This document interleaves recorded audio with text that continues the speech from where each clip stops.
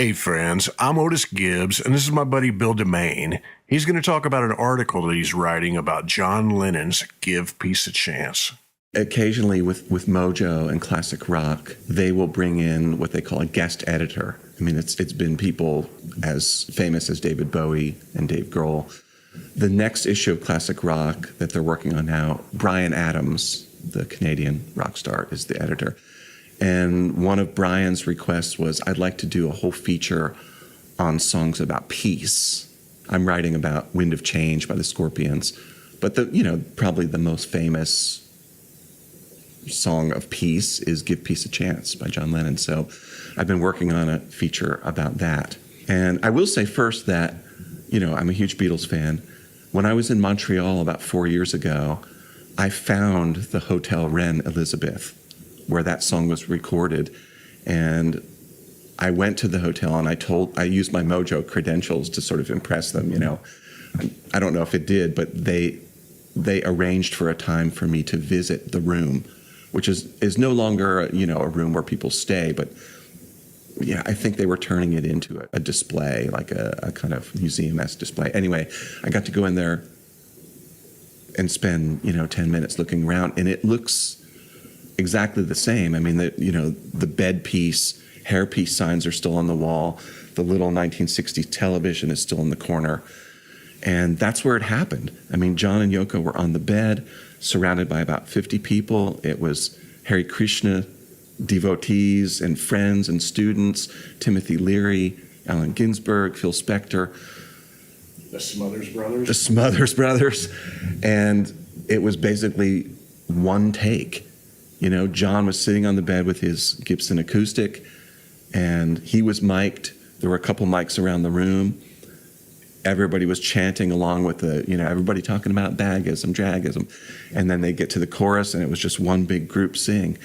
And again, this is captured on YouTube. I mean, they used to call it in the 60s, it's a happening. I mean, it's spine-tingling to watch that. You can feel the energy of it. And you can still feel the residue of the energy in that room as soon as I walked in.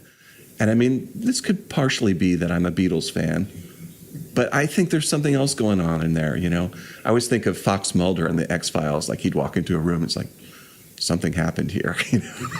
I mean, that's kind of how I felt when I walked in that room at the Hotel Reine Elizabeth. I didn't really know much about how the song came to be, and that's what I'm learning about this week as I'm taking notes and doing research. But it was sort of the culmination of about 2 months of performance art and media manipulation that John and Yoko did. Right after they got married, they spent their honeymoon in Amsterdam. They checked into a hotel and they did something called a bed-in, which was kind of loosely based on things that Yoko used to do as a performance artist before she met John. She had a long career as an avant-garde artist. And they announced, we're having a bed-in. And at the time, nobody knew that expression, and the reporters thought, John and Yoko are going to make love in front of us in a bed, because they've just appeared nude on their record, 2 versions. So there was all this kind of, lurid, salacious expectation. And all the reporters from around the world got to this hotel room, and there's John and Yoko in their pajamas on the bed. We want to talk about peace. We have a new peace initiative. We'd like to sell peace the same way people sell soda pop, or food. We just want to repackage it and make sure that people are thinking about peace in their daily life the way they would any other product. It was really canny and smart of them, And it was also a way to keep the word peace, in conversation. And apparently the story goes that one reporter asked John, what do you hope to achieve from staying in bed for a week here? And John just said, really just to give peace a chance.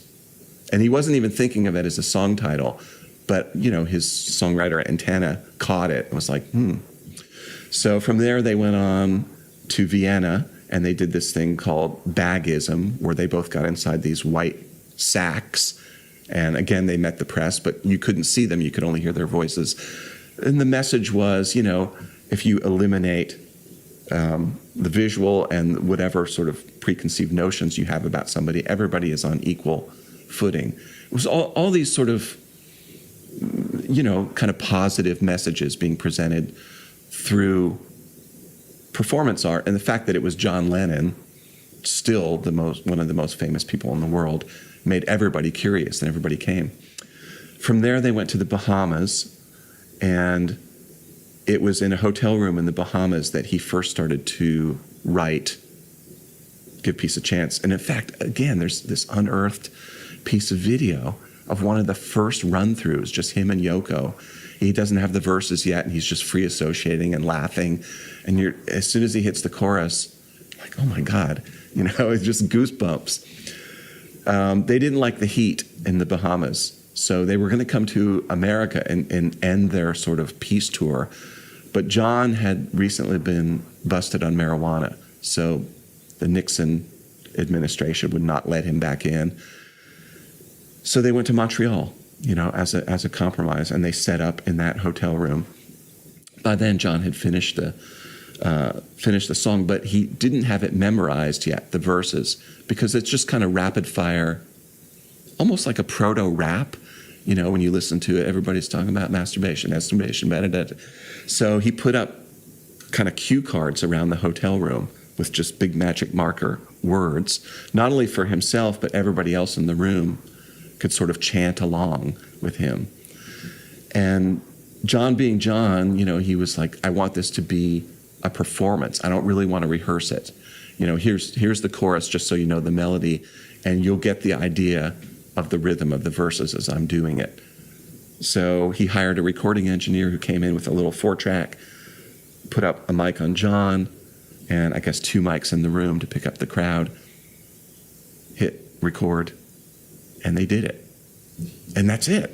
I mean, it's truly a moment. Like, it's a revolutionary moment. It was captured on tape, and 3.5 weeks later, it was in the shops. It was pressed as a single by Apple. I mean, that's, especially by today's standards, nothing could ever happen that fast, really. I guess unless it was put up digitally. But back then, that was remarkable.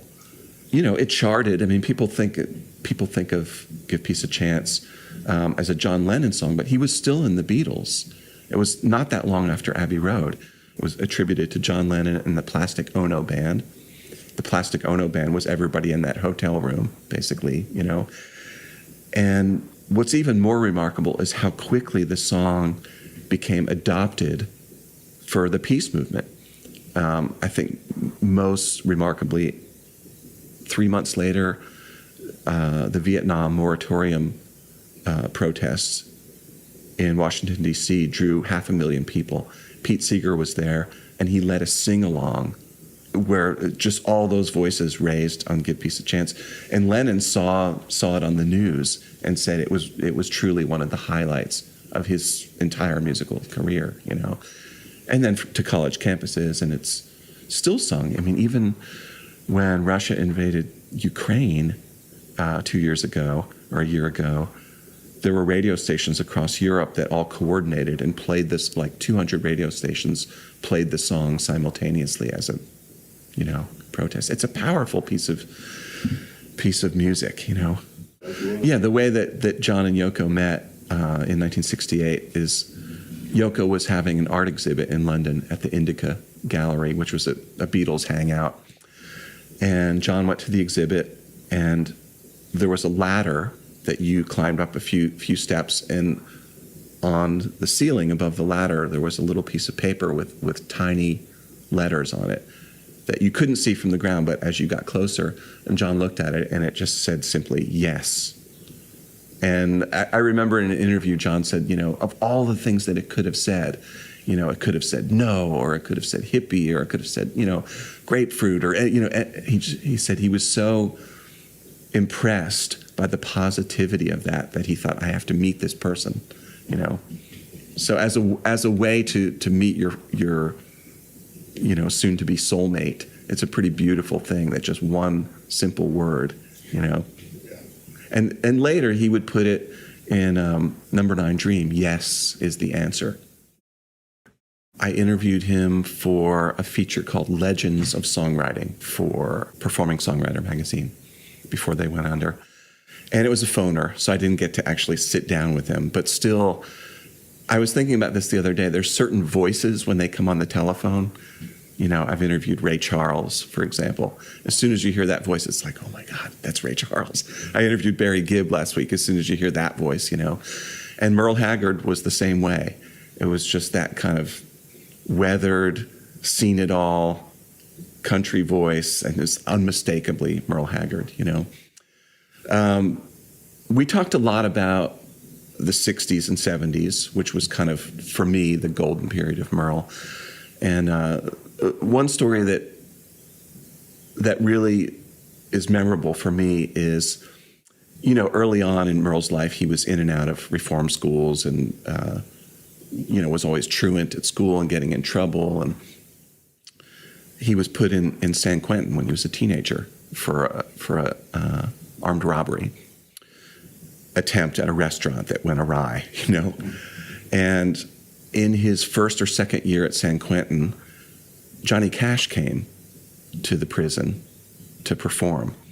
And, you know, Merle was already playing guitar and singing and writing songs. And I think, you know, he told me that seeing Johnny in that context was so significant to him that he kind of resolved in the moment, you know, I've been sentenced to 10 years, but I'm gonna get out earlier on good behavior and pursue a career. So after Johnny's performance, Merle was one of the inmates that got to meet him, you know. And I guess, you know, Johnny, being Johnny, said some nice, encouraging things to him. And Merle took it to heart, and he got out of prison about 2 or 3 years later. And as we know, started to pursue a career out of Bakersfield and signed to Capitol in the mid-'60s. Fast forward to 1969, Merle is a guest on the Johnny Cash show. And they're backstage before the taping. And Merle says, John, you're not going to remember this, I'm sure, but we met a long time ago at San Quentin. Johnny's like, what are you saying? I said, yeah, I was doing time. I was in the prison. And Johnny, without missing a beat, said, okay, we're going to talk about this on the show tonight. Because if we talk about it and people find out in a very sort of measured way, you know, with you, you know, explaining it all, it won't be something sensational that tabloids can pick up on and use against you. And Merle told me he was kind of doubtful about it. He said, I don't know if this is a good idea. But Johnny, again, you know, just seized on the moment. They talked about it. And this was, you know, with the Johnny Cash show, they were on a 2-second lag for any kind of things that might be bleeped out or censored. The producers had no idea that this was coming, you know. So here's Johnny like, Merle, we met before, didn't we? You know, at San Quentin prison. And Merle talks about, you know, doing time and getting arrested. But Merle said that really Johnny was right, because the fact that he talked about it on the show, people accepted it. It was never a kind of hidden skeleton in the past, you know. I thought that was really beautiful that Johnny recognized that in a way that he could help Merle, you know, sort of get over this little possible snafu in his career, you know. Also, Merle was really outspoken, as he could be, about things like amphetamines. You know, he was not shy about saying that he used a lot of amphetamines in the mid-'60s. And he said he couldn't deny that it really helped him as a songwriter, because he said it just gave me a boost of energy and focus. You know, it was one thing to use amphetamines to stay awake on the road when you're driving from gig to gig. But he said, I would not have been as prolific as a songwriter and as good as a songwriter without amphetamines. And then he went one step further, and he said, you know, all these guys today like Jason Aldean, you know, and they would probably do a whole lot better if they were taking amphetamines, you know. So, you know, there were those moments in the interview where Merle was being Merle, like kind of pushing the envelope, where it's just, that's great copy for a Q&A in a magazine. Anyway, I regret that I never got to meet him, But I'm so glad that I got to talk to him, especially 10 months later, he was gone, you know. So just to get to spend a half an hour on the phone with the legend was really meaningful. So if you were going to listen to some Merle Haggard right now, what would you go to? I would go to the Swingin' Doors album in 1966. Just, you know, all of that Capitol stuff that he did with Ken Nelson, mid-60s, to me is just flawless. It's the best. It's really the best country music, or my favorite country music. You know, the best is subjective. Why do you think that stuff is so different than what was coming out of Nashville right then? That's a good question. I mean, I always think of Merle and Buck Owens as being a little bit more rock and roll and aggressive, especially with the sound of the Telecaster, just kind of biting. And also, I remember talking to Merle about this too. I said, what made the Bakersfield sound different than the Nashville sound? And he said it was the twang of the guitars, but it was also the fact that we were coming out of really noisy clubs, working man's clubs in Bakersfield. So we had to be able to cut through the noise. And that's one of the reasons that you have that harmony sound that Buck and Don Rich were so famous for, but Merle too, you know. So I think those two elements, you know, aside from the songs just were a little bit more tough and real, especially with Merle. But that biting guitar and those real high harmonies, it just gave, it's, you know, they used to call it Nashville West, but really it was its own thing. Bakersfield had its own identity. What was he promoting to do this interview? That's a great question. I want to say he had a record to promote. I can't think of any other reason that he would have done an interview. You know, it wasn't like he was being inducted. He won all the awards by then and been in all the Hall of Fames. So I think it might have been his last studio album. But again, I don't remember the title of it, or I don't remember. It's a lot of articles. Yeah, there's a lot of articles ago. Yeah. I was in New York City, I remember, when he passed. You know, part of my other professional life is I'm a songwriter, and it must have been 2016 or 17. I had co-written a record with Teddy Thompson and Kelly Jones called Little Windows, and they were touring for it, and I went up to New York City to see a couple of their gigs. And we were all together. The gig had finished, and we were going out for a drink, and somebody got it on their phone that Merle passed. So all of us loved Merle, so we kind of had a little chance to grieve for him that night. Do a toast for Merle? Yeah, a toast for Merle. The article that you're doing. Yeah, I could just set up the article for Mojo. That's cool. What their intention was in my trip. Is that a Don Ho? It's a Don Ho. I've had that for years. I bought that at a thrift store like 20 years ago. It's just one of those things that surprisingly has not broken like most of the glasses that I have, you know. Yeah, Don Ho. Never got to interview Don Ho.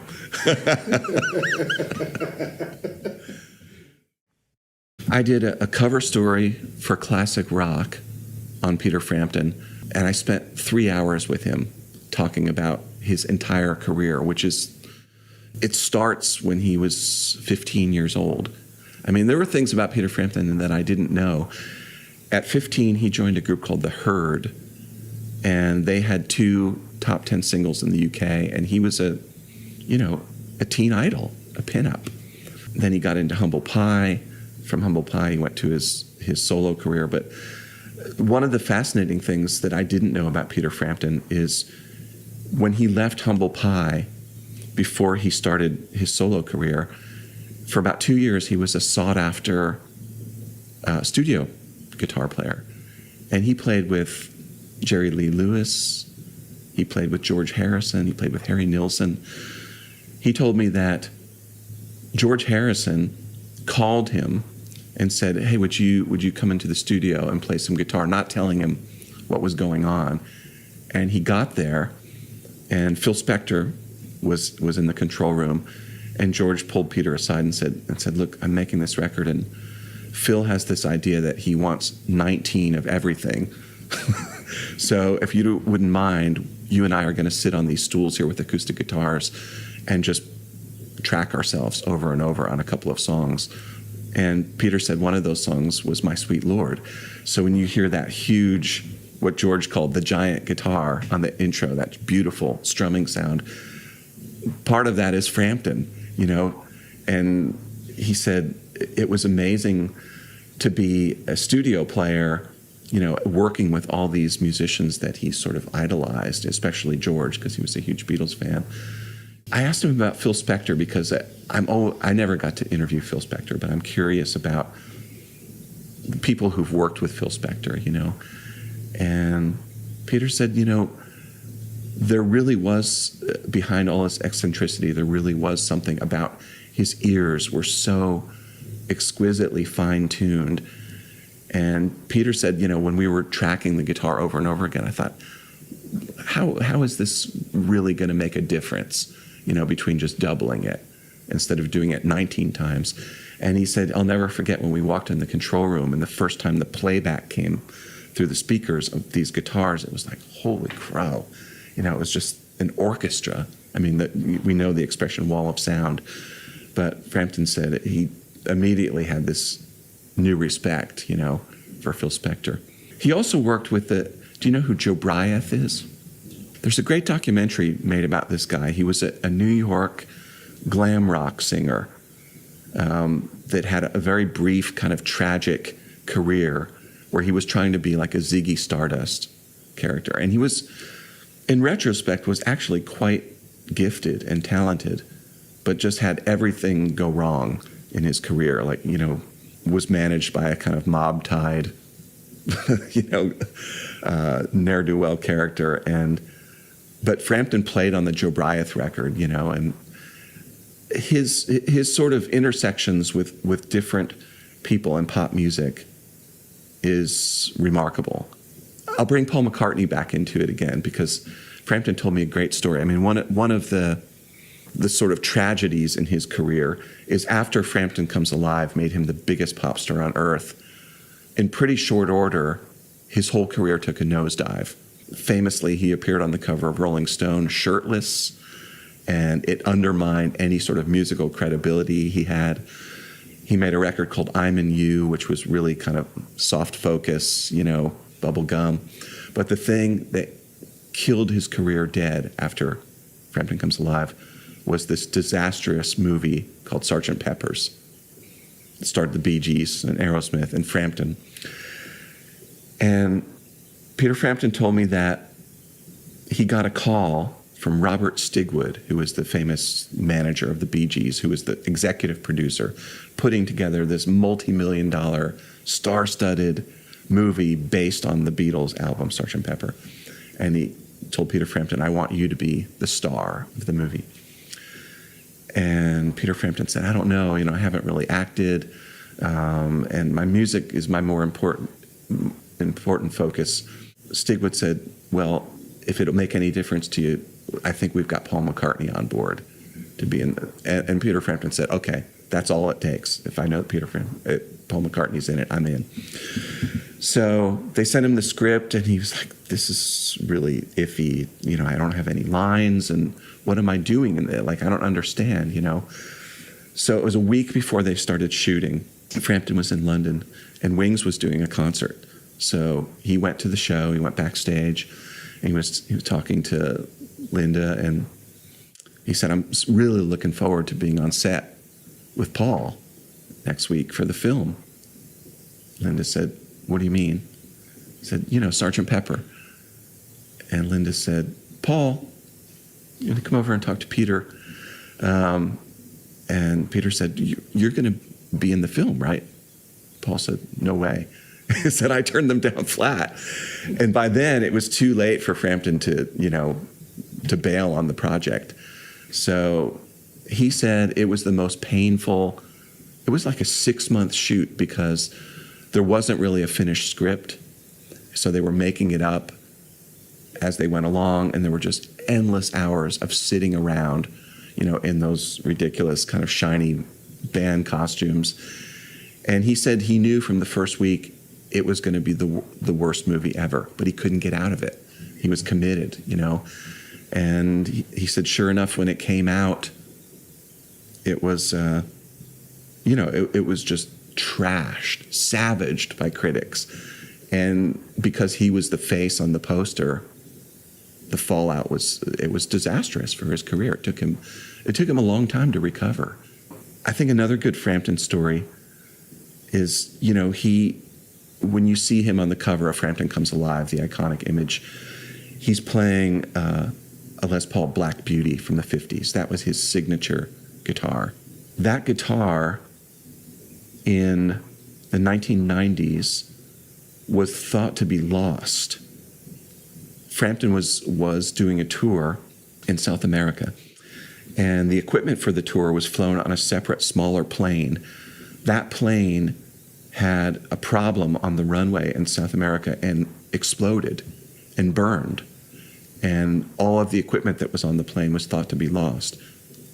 But apparently somebody at the airport rushed on board and took off a few pieces of gear, including the 58 Les Paul Black Beauty. They didn't give it back to Frampton. It sort of just entered the black market in the music scene in Sao Paulo or wherever it was in South America. And it fell into the hands of somebody who was just in a kind of wedding band, bar band, who played it for years. This guitar, the triple pickups, it's very recognizable. And played it until, it probably needed some work done and it wasn't staying in tune. And then just threw it in a closet. And it stayed in a closet for like 20 years. This guitarist's son grew up to be a musician when he was a teenager and said, Dad, can I use this old guitar that you have? I said, yeah, but it's not really playable, so you need to take it to a shop. So this kid took it to a shop. And by then, amongst guitar luthiers and repairmen, the word was out that this guitar might have survived and it might be, considered stolen.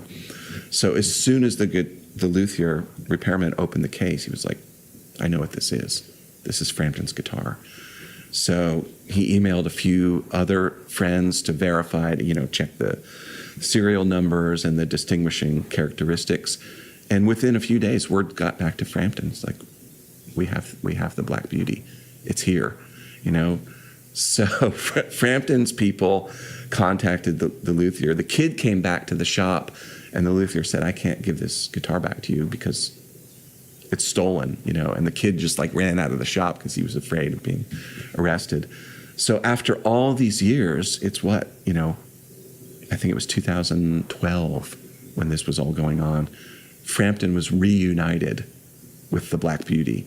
And he has it again, and he plays it in his shows, And there's a whole video on YouTube about, showing the sort of timeline of the thing and him finally getting the guitar back. And it's a beautiful story because we've all lost instruments that we've never gotten back. And for one to be that iconic and that famous and thought to be burned in a plane and then there's a kind of poetry that the guitar that made him famous is finally back in his hands. It's amazing. Yeah. Does he call it the Phoenix now? The Phoenix, yeah, because it rose out of the supposed ashes of the plane, right? One of the most satisfying things of my adult rock nerd life is discovering just what a great guy Peter Frampton is. Oh my God, the nicest. I mean, I would say Jody Stevens and Peter Frampton were to have a contest, it would be neck and neck. Peter Frampton especially, for all that he's done, he just wears it so lightly, and he's so enthusiastic about music and friendly and willing to laugh at himself. He was telling me that during the tour after Frampton Comes Alive, when he was just selling out stadiums and stuff, he said that this was right after Star Wars, the first Star Wars movie too, and he used to have a segment in the show where R2-D2, or a little replica that they had built, would come out and hand him a guitar on stage. You know? And he said he got a cease and desist letter from George Lucas and said, you know, I know you're a big rock star, but I own this character and I don't want it being part of your shows. You know? So they had to retire the R2-D2, you know. But he was laughing about it. It was, you know, it's all just these sort of rock excess elements to his story are so, in retrospect, so laughable, you know. He said I still have in a storage closet somewhere all the satin pants. You know? He said I wouldn't dare try to put them on now because of the, you know, the waist size and just the ridiculous. But he said I really enjoyed the moment that I had where I was in the limelight, not only because I was reaching a lot of people, but I just got to, you know, he got to meet Cary Grant. And, you know, when you're an international pop star, doors open everywhere, you know. I'll tell you one thing I remember about Ray Charles, because I've been listening to Ray Charles a lot lately. And sadly, I don't know that I can really explain why I feel this way, but I feel with each passing year since Ray's been gone, he's less and less part of the musical conversation. And I don't really know why. I mean, people still, if you say Ray Charles, they know who he was and they know he was a legend, but I feel like he should be more front and center than he is, because just the incredible work that he did. But I interviewed him on the phone, and again, it was one of those things, as soon as that voice came on the phone, it was like I just kind of got goosebumps because it was Ray Charles. And I also went into it knowing that he could be difficult. Like I had had other journalist friends who'd not had great experiences with him, that he could be very sort of brusque and impatient. What I always look for is like the secret handshake, you know, to get people to sort of know not only that you're a fan, but that you've done your listening and your work. And so I immediately started talking to him about Louis Jordan and the Timpani Five and the Nat Cole Trio. He immediately said, oh man, he was, you know, I loved Louis Jordan, but especially the Nat Cole Trio. I just wanted to be Nat Cole. And he said, I modeled everything I did early on, you know, even before I signed with Atlantic, on the Nat Cole Trio. And he said, I got it down where I had a guitar player and a bass player. I was singing and playing piano, and I was like, you know, the Nat Cole wannabe. And he said, then I got to meet Nat Cole and play for him privately. And he said, Nat Cole did, you know, probably the best thing that ever happened to me in my career was that moment, because I played for him. And Nat said, you're really good, but it's obviously you're trying to sound like me, and I think you would really sound like somebody else if you were honest with yourself. So my advice to you is stop trying to imitate me or anybody else. And Ray said it kind of hurt his feelings a little bit, but he said when he thought about it, he was like, you know, I could have gone on and on just being like a second-rate Nat Cole, but it really helped me just sort of cut ties with trying to imitate and find my own style, you know? So it's beautiful to think of Ray and Nat, I mean, just those giant talents in the same room talking to each other. That had to be difficult for Nat to be that honest with you. Yeah, I think so too, especially from what I know about Nat. He was a very gentle person who would not be confrontational, but he obviously sensed that Ray was, you know, you could feel the talent, like especially in the piano playing and the voice, and he probably wanted to help him do well. And he certainly, I mean, Nat passed in, I guess, 62. So he was around long enough to see Ray start to turn the corner into doing more sort of harder edge gospel R&B stuff.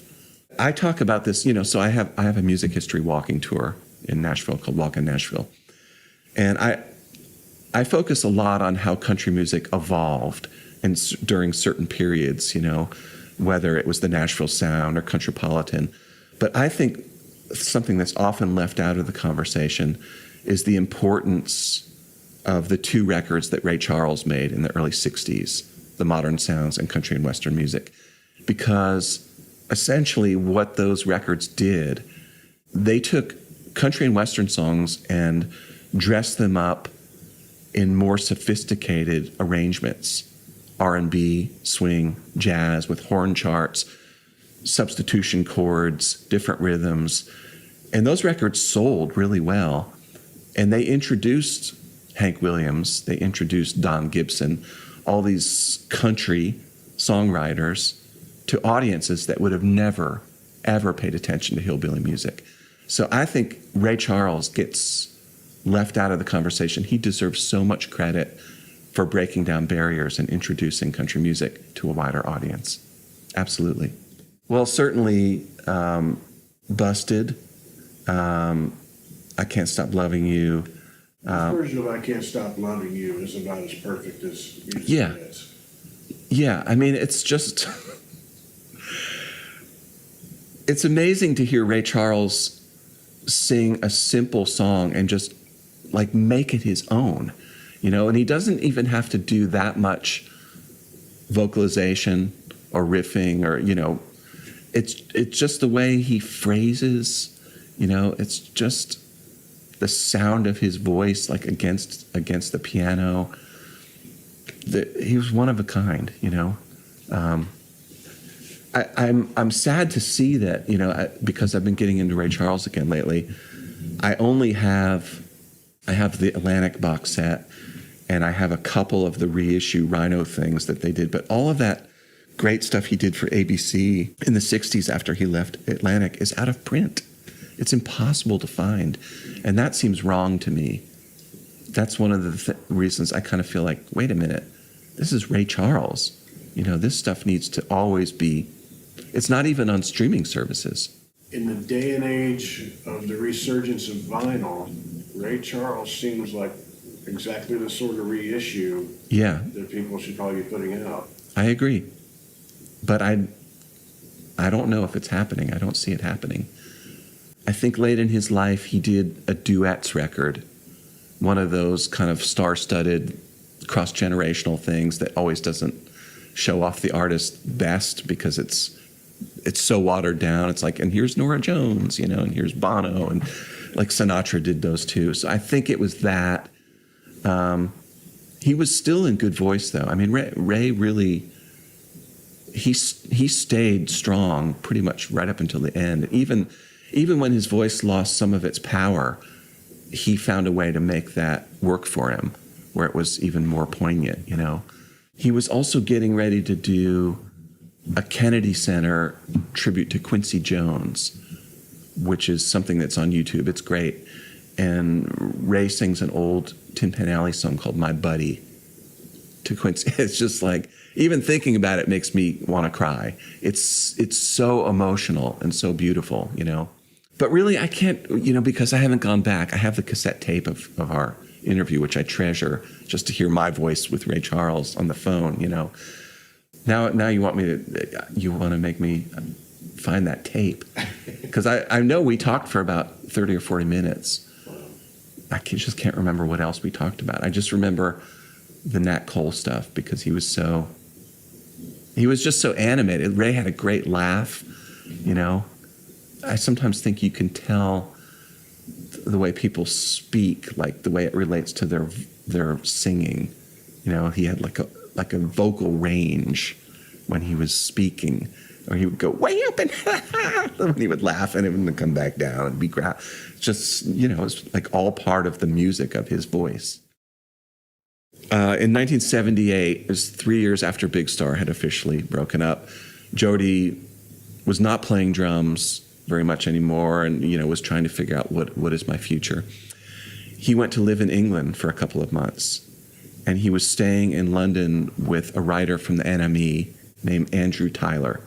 And one day he and Andrew drove out of London to a little town called Rye. Rye is next to a town called Peasmarsh, where Paul and Linda McCartney lived. So Jody said they were in this antique store out in Rye. And he turned around and he saw Linda McCartney.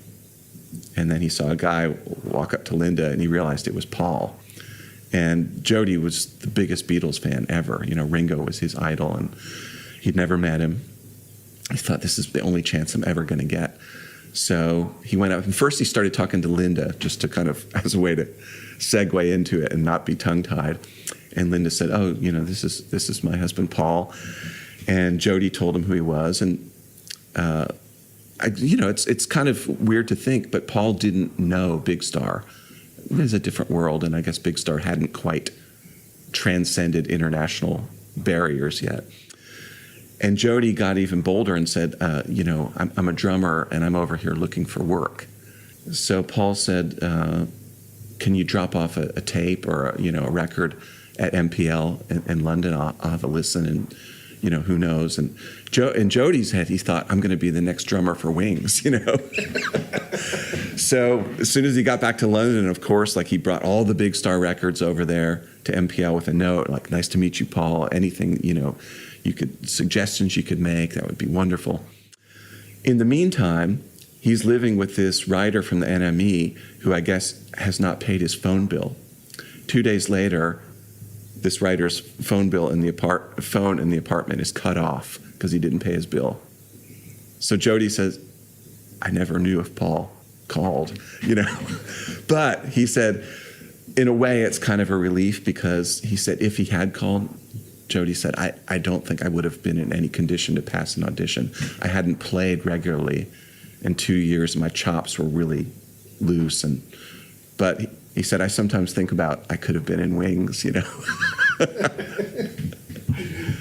bet you Paul absolutely knows who he is. Oh, man, he totally knows, yeah. Although Jody said that was the only time he ever had an encounter with Paul. He's met Ringo, but Mojo hired me 2 months ago to drive down to Memphis to interview Jody Stevens from Big Star, who, as you know, is the last surviving member. And the gist of the article was kind of about being the survivor, in a band that had a lot of chaos in it, especially with Alex Chilton and Chris Bell being very sort of volatile artistic personalities. Jody was always this kind of really measured, calming, zen presence, was very positive and is still that way. He describes himself as a cup half full guy. He, part of his job, aside from being a drummer, is he's been a production assistant at Ardent studio down there for the last 30 or 35 years. We were supposed to meet at Ardent, but they were having construction, so he came to the Airbnb where I was staying in Memphis, and we spent about 2 hours together. Jody is often described as the nicest guy in rock, and I would have to agree with that, especially for somebody who is really part of such a legendary band.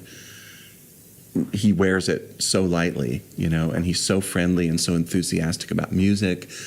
And I think part of his thing is he has successfully carried the torch for Big Star and all these different incarnations after, Chris passed in the 70s, but after Alex passed, Jody has assembled this kind of dream team of Big Star acolytes like Chris Stamey and Matthew Sweet and John Auer from the Posies and Pat Sandstone from Wilco.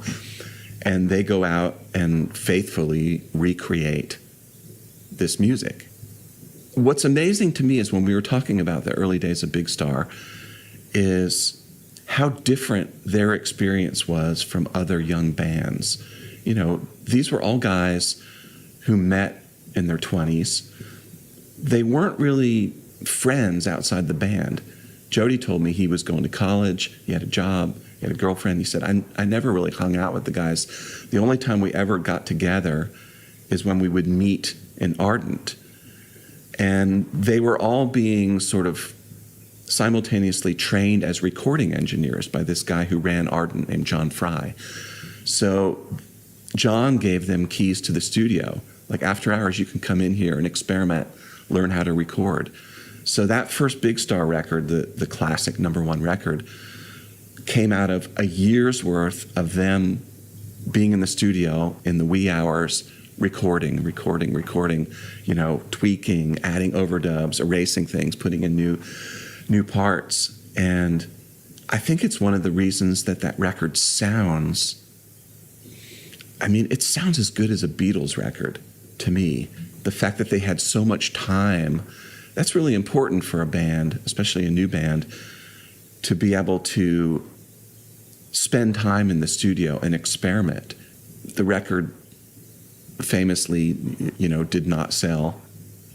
Chris Bell was so despondent that he quit the band and tried to erase the master tapes. In fact, he erased most of the master tapes of number one record. He left the band, and then they made Radio City as a 3-piece, another great record. Then they went down to a 2-piece and did a record called Third. None of these records sold at the time, but have since become these kind of, legendary landmark albums. At some point, Joe, after Alex left, Jody played with a bunch of different bands, and, he left the business and he sold burglar alarms for a while, went back to college, got his degree, started working at Ardent. I mean, Jody is one of those guys too. He's just kind of ageless. Like he just turned 70, but when he walked up, when we met for the interview, I was looking at him and I was like, how, certain people, they just genetically blessed, I guess. His hair still looks like he'd been wings. He has some crow's feet and it's a bit of wrinkle, but he just looks eternally youthful, I guess maybe playing music and also being positive. I think that has something to do with it. It kind of exudes that, When I was getting ready to go to Memphis, and in my research, I was, going back through all the Big Star stuff, and I was looking at photos that had been taken around the time of number one record. And there were these sort of iconic pictures of the band in the front room at Alex Chilton's parents' house in Memphis. And the detective in me was like, I wonder if that house is still there, So I have a realtor friend here who kind of helped me search the property, and we found the address, and she said, here's the current owner. So I did some detective work online and found the current owner on Facebook, of course. Messaged her and said, I'm a writer, I'm coming down to write about Big Star, and I understand that you own this house that belonged to the Chiltons. And she wrote right back, she said, yes, we've had this house in our family for 35 years. We bought it from the Chiltons. Nobody's lived here for 15 years. We're getting ready to put it back on the market. I don't actually live in Memphis, but I'm going to be in Memphis those 2 days that you're there. So if you want to stop by, just text me. I was like, oh man, this was meant to be, So I got down there, and this was after I talked to Jody. I drove out to this neighborhood in Memphis, and there was the house. It was this 1902 Craftsman, beautiful, bigger than a bungalow, but that kind of design. And walked in, and this nice lady met me there and took a left. And Jody had told me how to find the practice space. He said, all you got to do, walk in, take your first left, and walk through these, these pocket doors. As soon as I walked in, it was like, oh my God, this is it. It looks exactly the same. I mean, there was a lot of junk on the floor, but the big picture windows with the sort of diaphanous drapes, it just looked like, in fact, the sun was even coming through the drapes at the same angle. So I sat down and had this woman take a picture of me and then put it next to that Big Star picture. I was like, oh my God, it's like time travel, And I will say there's something, I was thinking about this. I'm currently working on an article about Give Peace a Chance, which was recorded in a hotel room in the Hotel Reine Elizabeth in Montreal. And I've been in that room before. And I really feel like certain places have kind of cosmic emotional residue. And the Big Star practice space had that too. I mean, I got a little chill when I walked in there. It was like, these walls have absorbed all of those songs, I mean, there's something that lives on in this room. Also, remarkably, Alex's mom was an art dealer, and she had an art gallery in the house.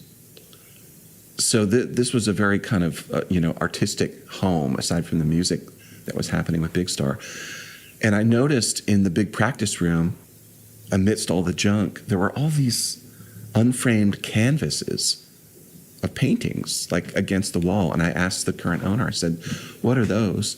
And she said, those were left here by Alex's mom. She never came back and got them. I was like, that's a gold mine, I mean, I don't think Alex painted them, but the connections to the Big Star story, you know, with these tangible objects. Anyway, it was a real kind of magic experience just being in that space. It meant a lot to me too as a fan, you know. It didn't actually get into the article that I wrote. I sent a picture of myself to my Mojo editor, and he was like, "Whoa," you know. But it didn't really make sense to include it as a sidebar, but meaningful for me nevertheless, you know.